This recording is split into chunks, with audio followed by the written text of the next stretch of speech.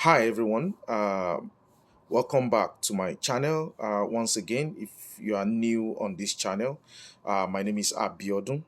I live in Canada. I am a Canadian citizen, although originally from Nigeria.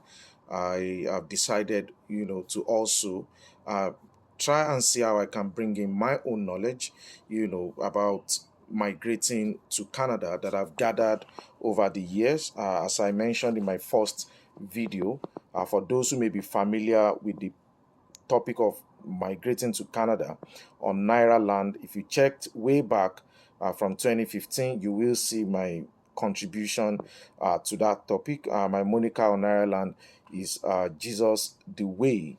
So today I'm going to be talking about the express entry way of migrating to Canada, and I'll also be touching on the proof of funds, and some things you need to know about that. So first, let me start with the express entry. The express entry was started in 2015 by the conservative government, and it's a way of awarding points to some selection factors,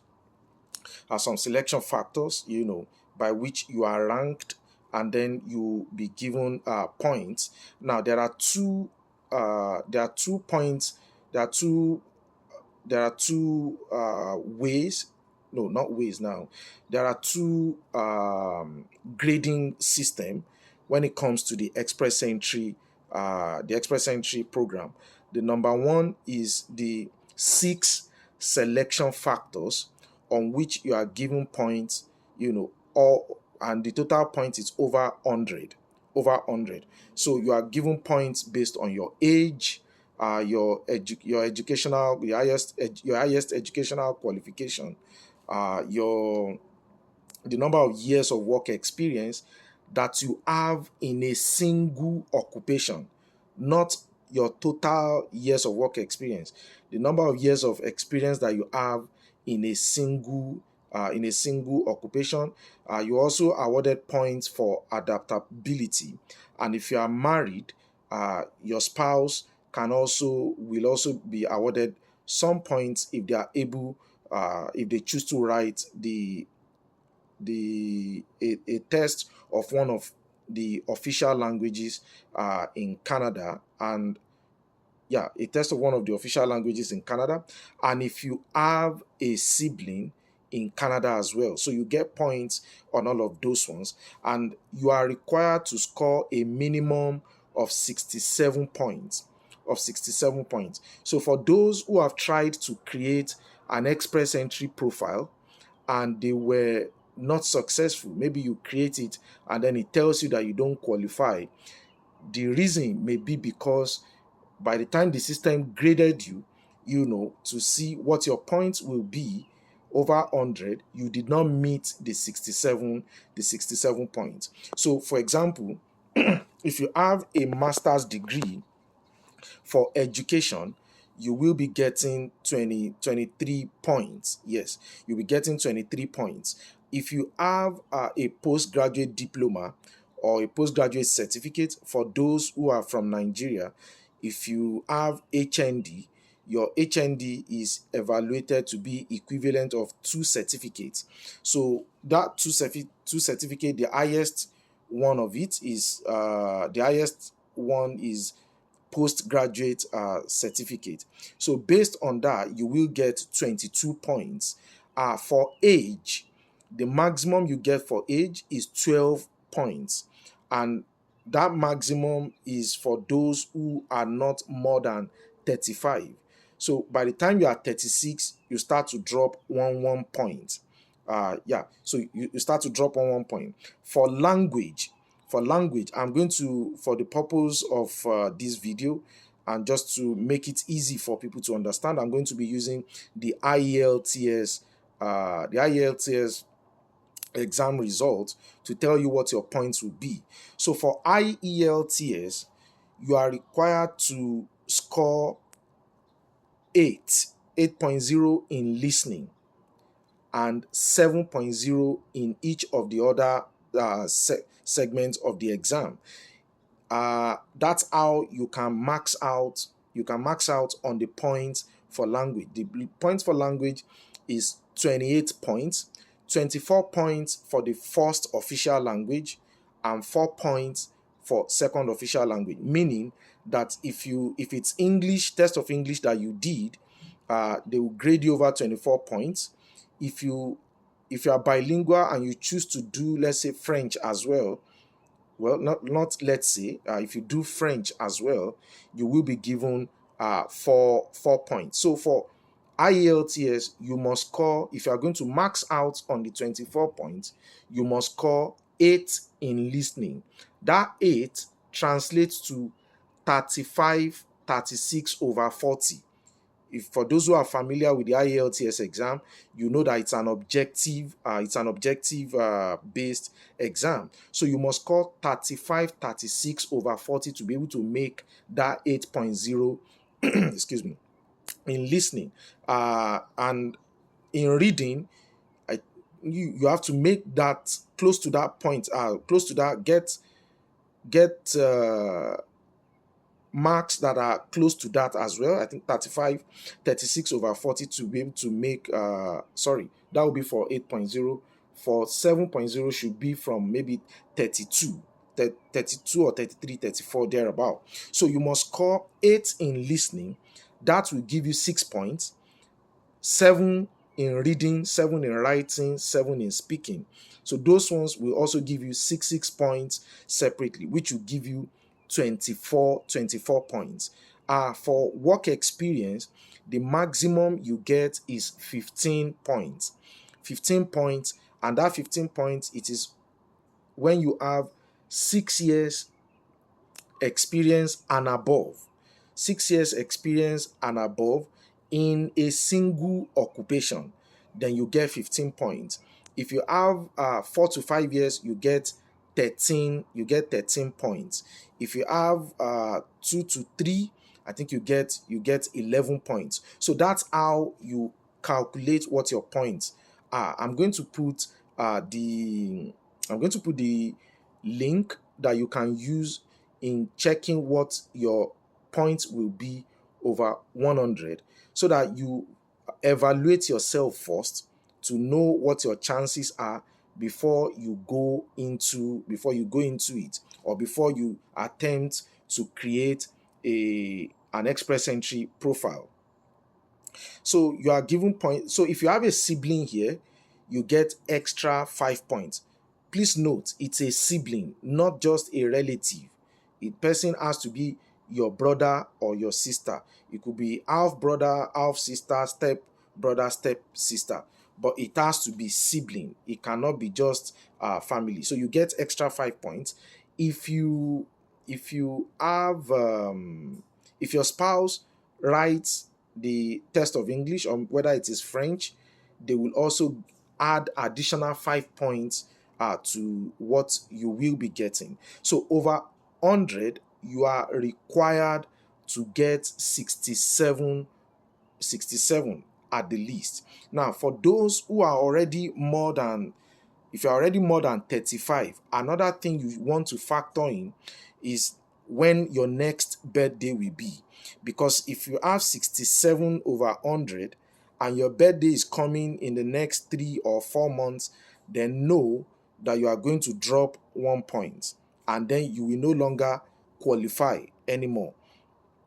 So as it stands, you have to put all of these things into cognizance, so that you know exactly what you are gunning for. So for the 6 selection factors,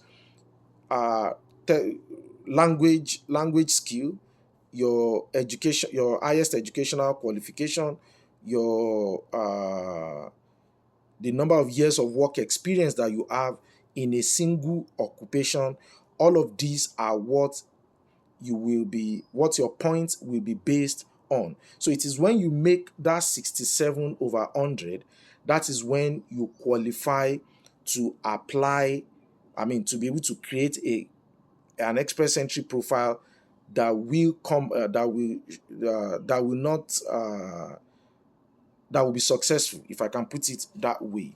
So you need to know that. And for the proof of funds, you need to find out, you need to know, I'm going to try and check put the link as well. You will know how much is required for your family size. How much is required for your family size? If you're a single person, you know that you are looking at one person.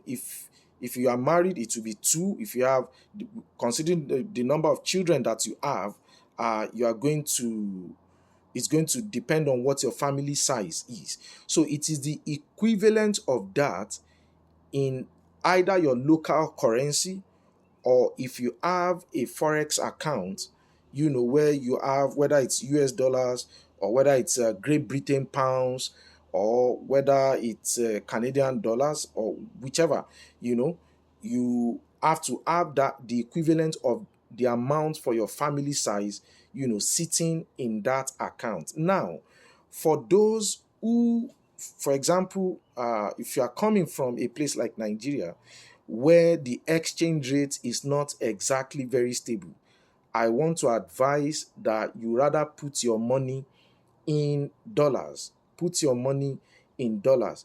What we have been seeing recently is that those who applied, they got ITA, they've been taken in the pool, they submitted their application. Sometimes maybe it has taken 4, 5, or 6 months before your file is assigned to an officer.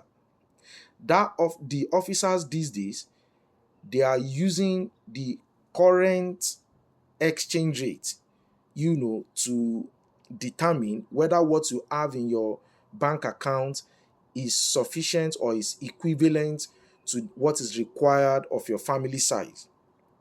So that's what they are looking at these days.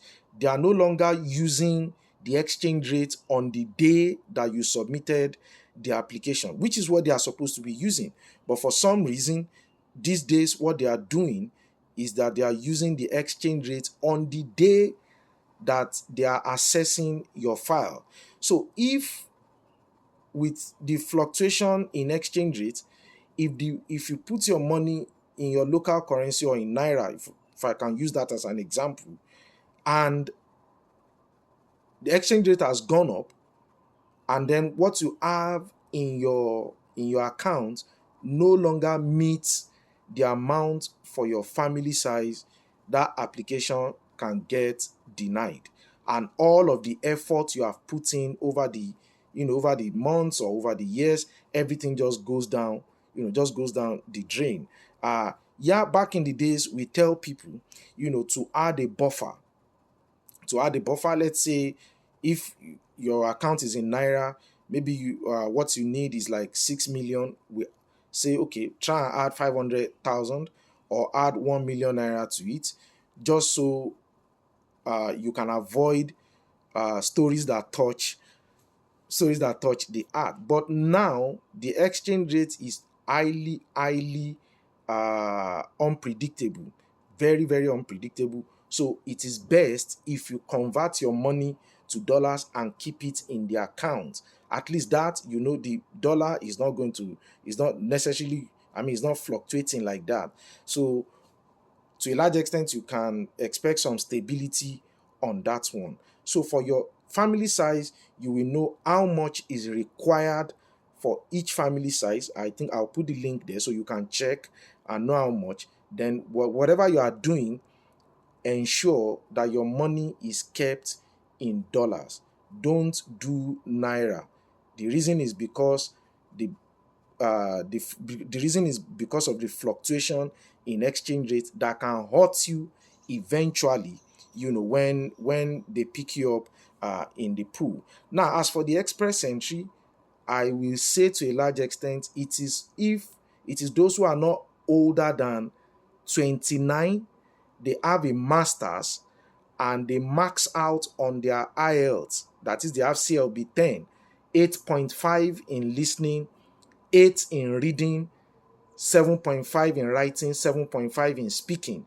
It is those people that stand a chance to a large extent that stand a chance of being selected from the pool directly, because based on that, you are single, you have a master's, you have at least 3 years work experience in the same field, you max out on IELTS, your score will be 481, in the in your in on your CRS score will be 481. So that's the second grading you get for Express Entry. It's called CRS score. So that CRS score, for those who are not more than 29, you get 481.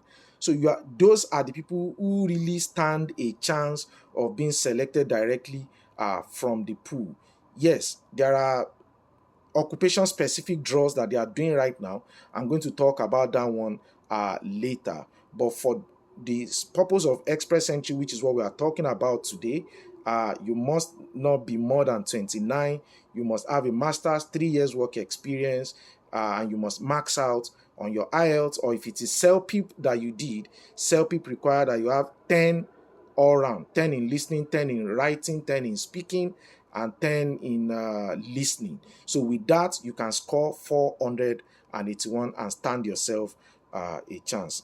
I'm going to be talking more about the other means of migrating to Canada, in subsequent video. But today, I just wanted to focus on the grading system for Express Entry, to know how you qualify, and also to know if you can stand a chance. And like I advise, it is when you are not more than 29 that you stand a chance.